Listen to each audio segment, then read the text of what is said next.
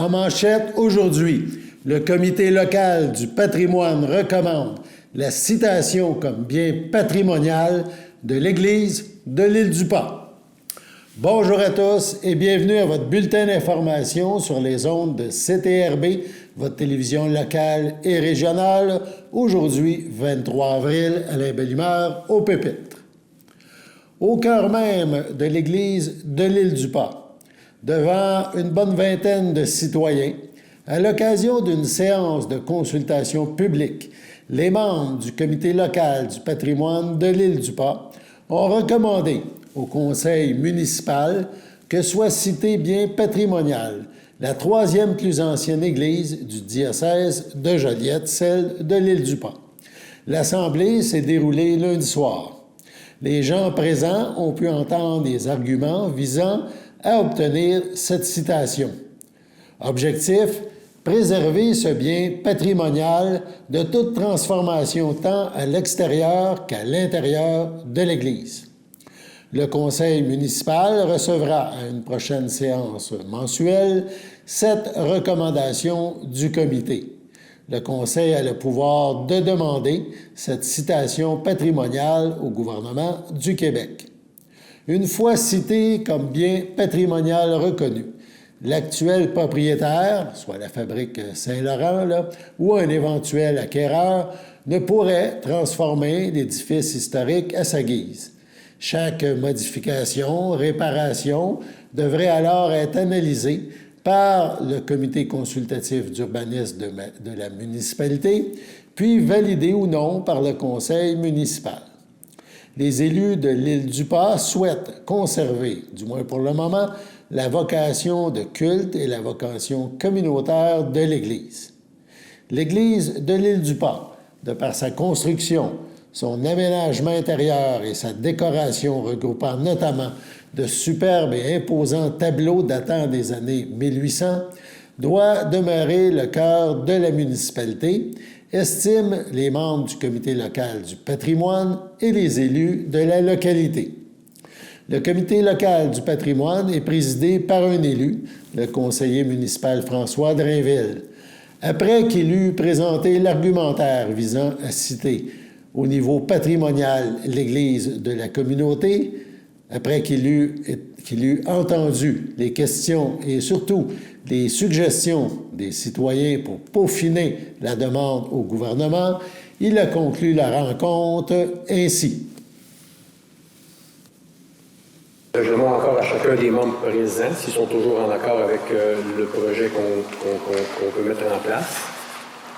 C'est unanime pour tout le monde? Je pense que oui. OK. Considérant une demande de citation de l'Église a été formulée par un organisme local tel que permis par la loi sur le patrimoine culturel, considérant que le bâtiment existant est répertorié comme étant un bâtiment d'intérêt patrimonial ayant une valeur patrimoniale supérieure dans le document Inventaire du patrimoine bâti, la citation de l'Île-du-Pas réalisée en novembre 2022, considérant que le projet vise à préserver le caractère patrimonial de l'Église et d'en faire la citation à titre de bien patrimonial.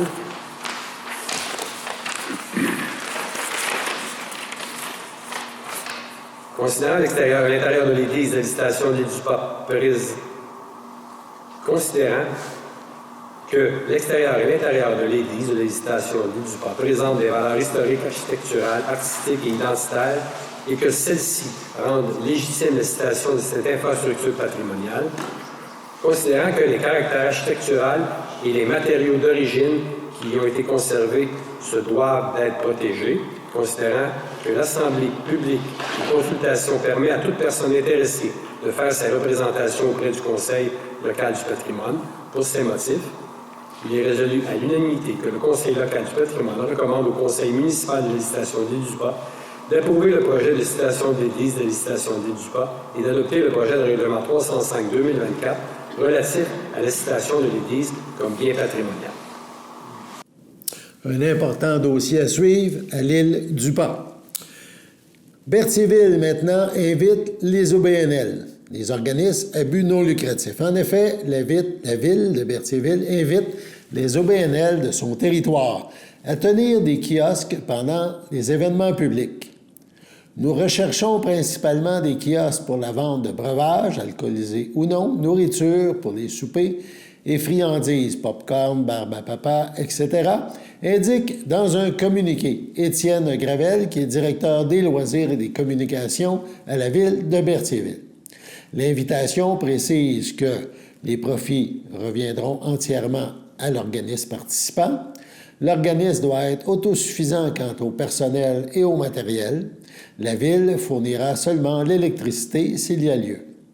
Donc, il est possible pour l'organisme choisi à chacun des événements de promouvoir ses services lors des événements.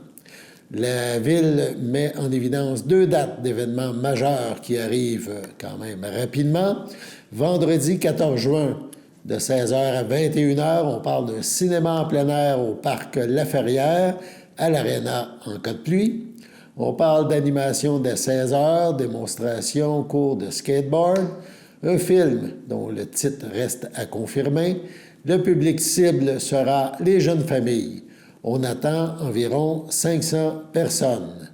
Puis, le samedi 29 juin, de 14h à 23h, on parle d'une fête interculturelle. La programmation est produite par Production PL. Parc Sainte-Geneviève, cette fois, il y aura des animations ambulantes en après-midi, spectacle musical en soirée, public cible, adultes et familles. Le nombre de personnes attendues, environ 600. Les OBNL intéressés doivent donc communiquer avec la Ville de Berthierville le plus rapidement possible.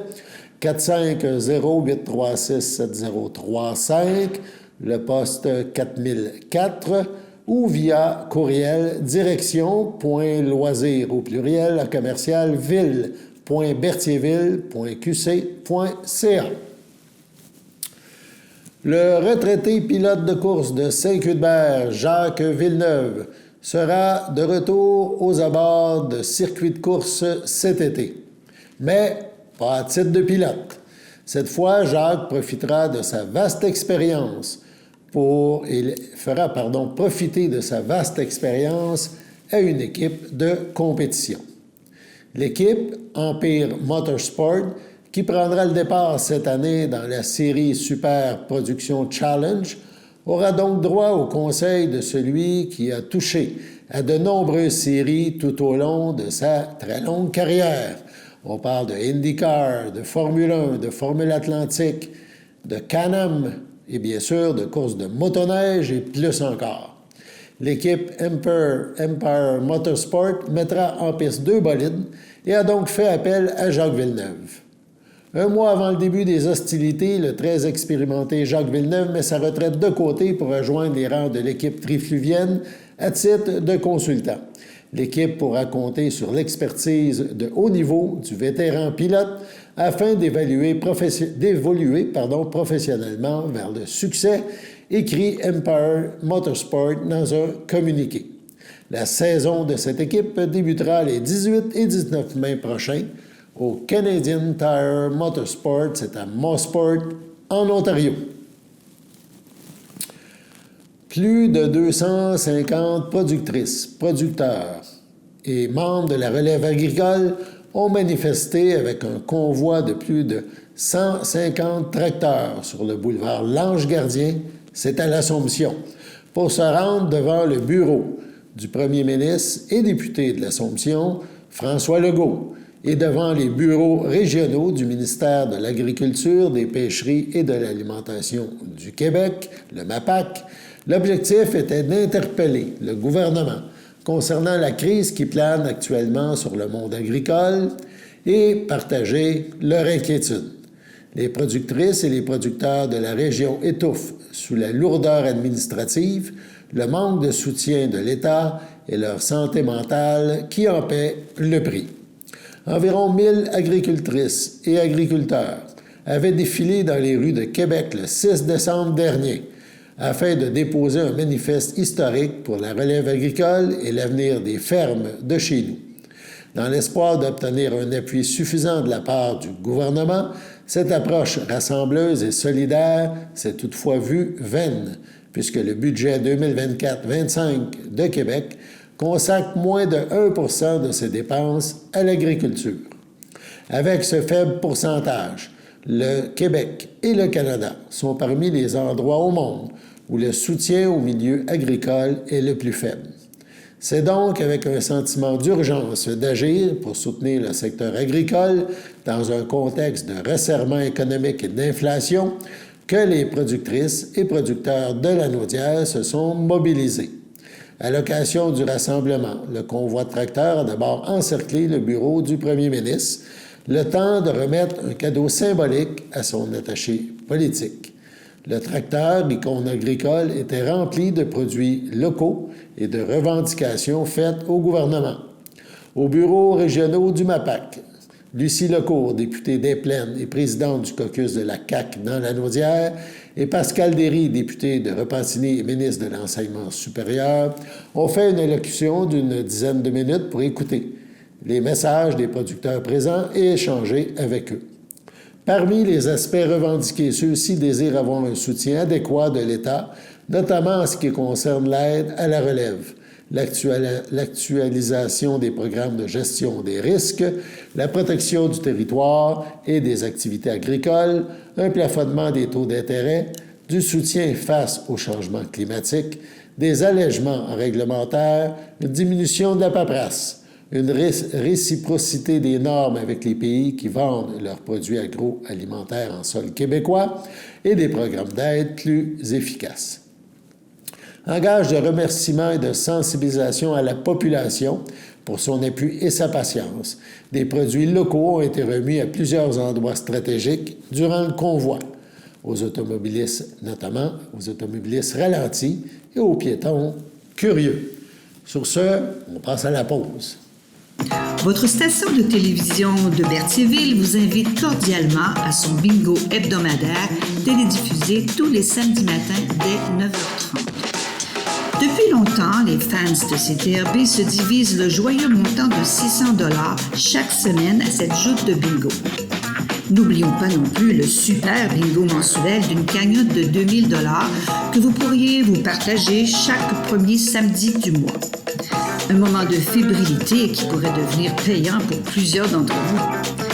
Pour vous procurer ces fameuses cartes de jeu, les dépositaires participants sont à Berthierville, le dépanneur Formule 1, la station-service Arnois sur le boulevard Gilles Villeneuve, le marché IGA Extra Famille Mont-d'Or sur la rue Gabrielle Brissette, le marché Métro Boucher sur la rue Notre-Dame et la pharmacie Proxime sur la rue Frontenac. À Saint-Ignace-de-Loyola, le dépanneur Proxy sur la rue de la Traverse, la boucherie Aldo sur le rang Saint-Michel. C'est donc un rendez-vous hebdomadaire chaque samedi matin à 9h30 sur les ondes de CTRB, votre télévision locale et régionale, celle-ci toujours en haute définition. Toute l'équipe de CTRB vous remercie de votre fidélité et vous souhaite bonne chance.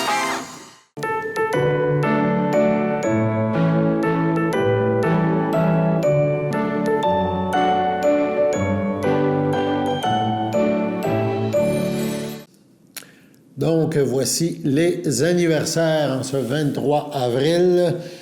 La FADOC de l'île du Pas désire souhaiter bonne fête à Pierrette McDonald, à Camille Dubois et à Daniel Plante. C'est votre anniversaire aujourd'hui, en ce 23 avril. Eh bien, toute l'équipe de CTRB se joint à moi et vous souhaite bonne fête.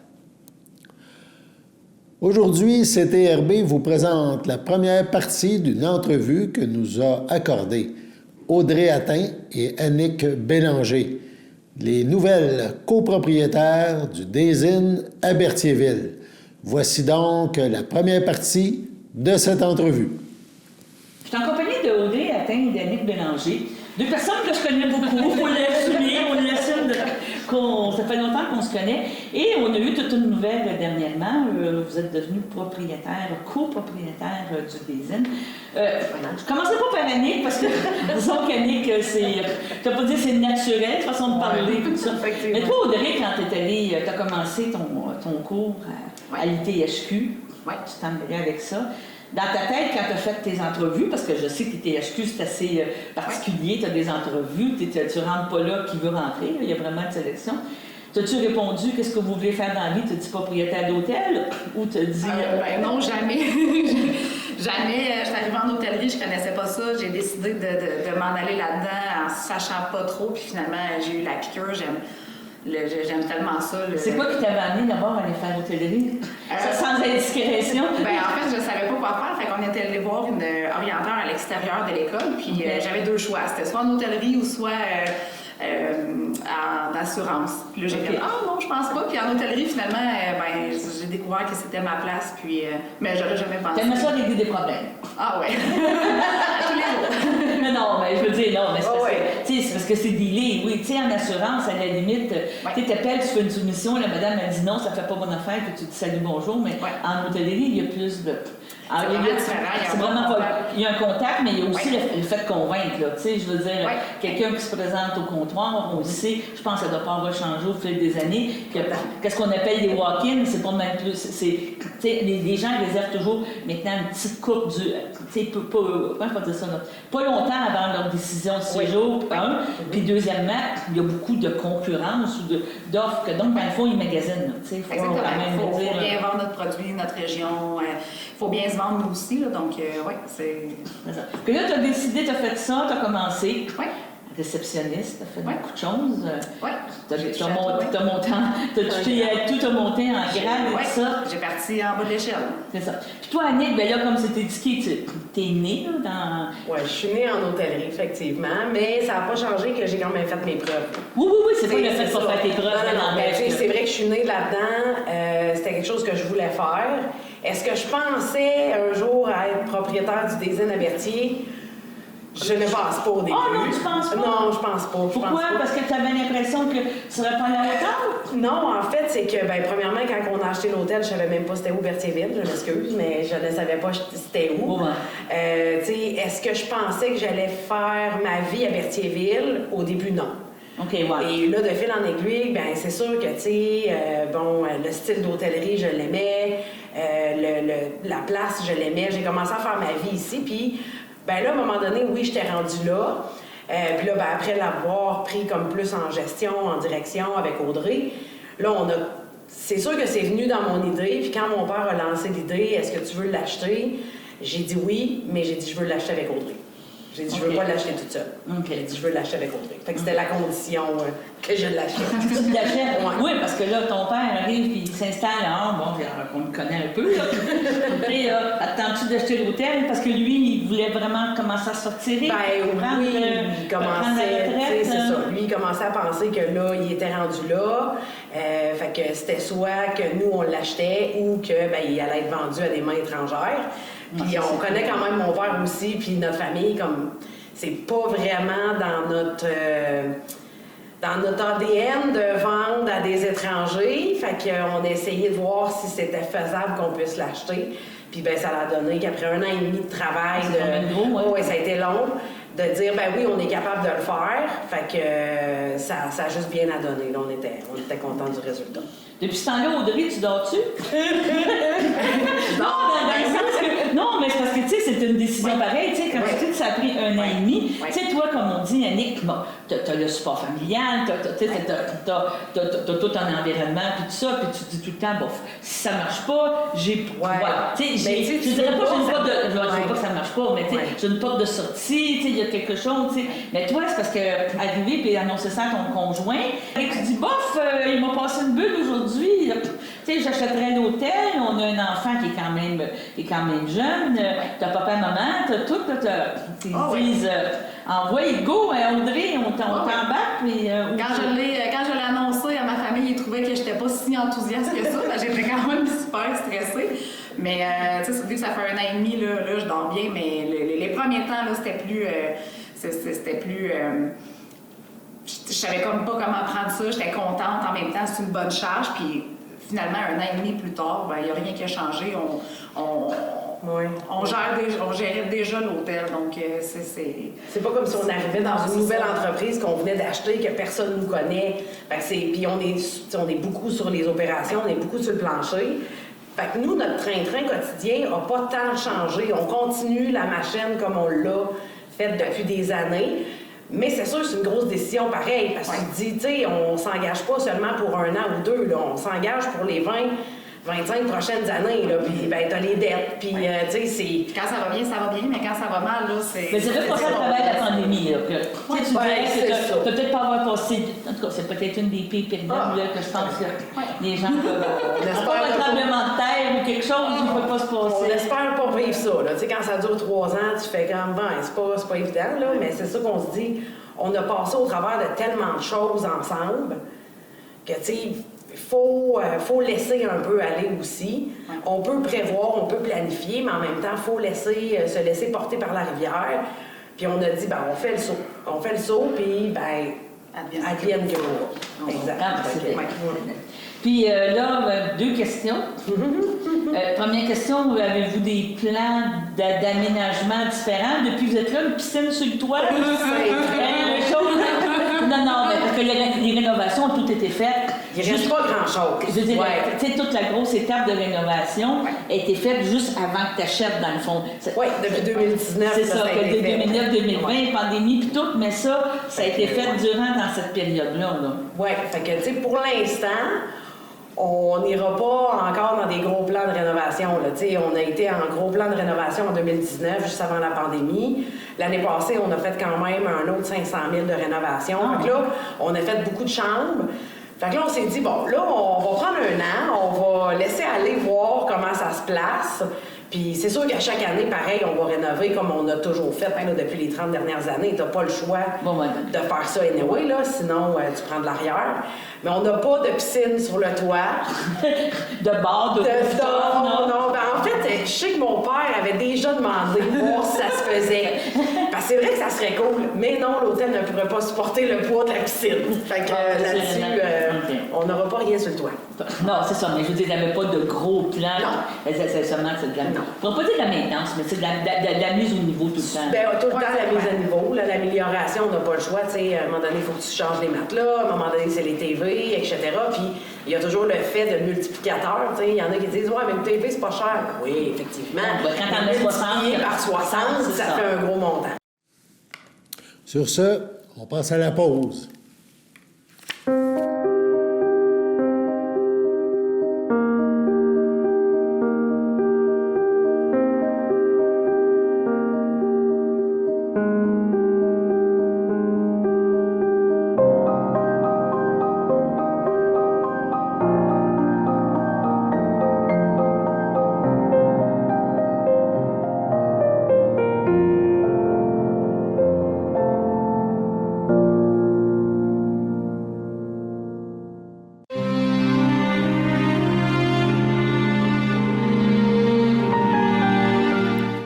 Au CHDL de Saint-Charles-Borromée, le 8 avril, à 89 ans, est décédée Mme Janine Latour, épouse de feu Jean-Paul Lefebvre, demeurant à Saint-Ignace de Loyola.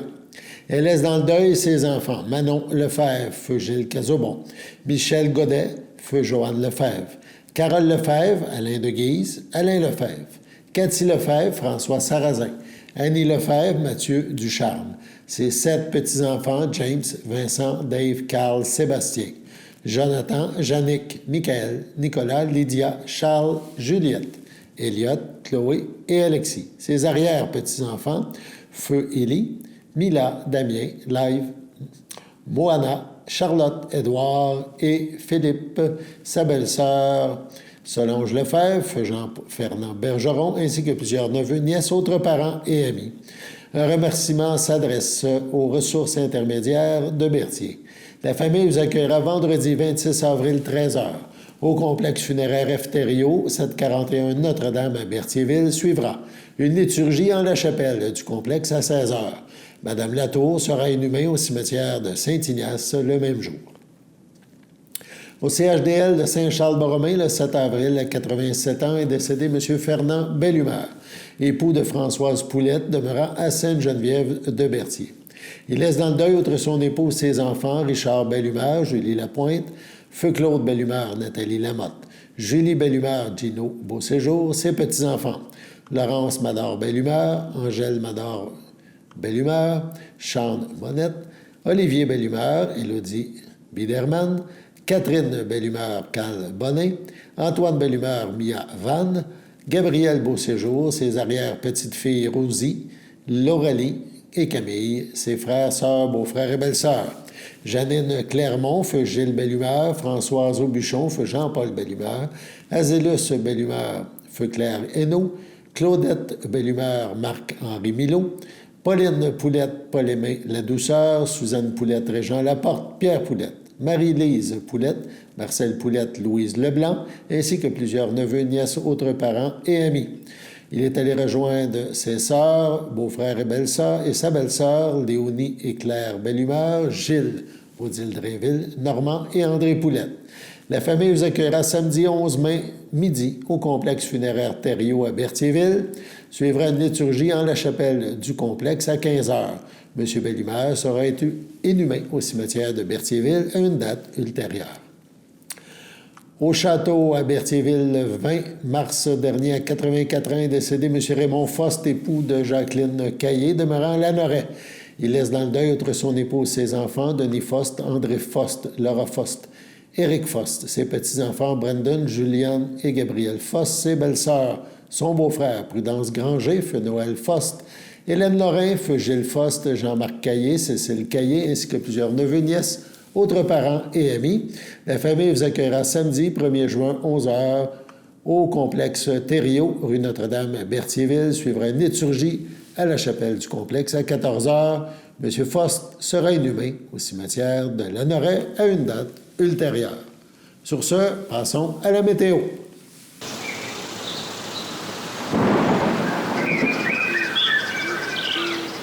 Bienvenue à votre météo de cette semaine. Aujourd'hui, mardi soir, ce sera nuageux avec averses, une température de 14, un temps ressenti de 12, moins de 1 mm de pluie. Mardi nuit, ce sera de la pluie, une température de 8, un temps ressenti de 5, environ 5 mm de pluie. Mercredi matin, c'est de la faible pluie, une température de 7, un temps ressenti de 2, environ 1 à 3 mm de pluie. Mercredi après-midi, ça sera des averses de neige fondante, une température de 5, un temps ressenti de 1. Mercredi soir, ça sera dégagé, une température de 1, un temps ressenti de moins 3. Et voilà, c'était tout pour votre météo. Nous vous avons présenté le bulletin d'information sur les ondes de CTRB, votre télévision locale et régionale. Aujourd'hui, le 23 avril, Alain Bellumeur au pupitre. Au plaisir de vous retrouver demain pour la prochaine édition du bulletin sur les ondes de CTRB. À demain!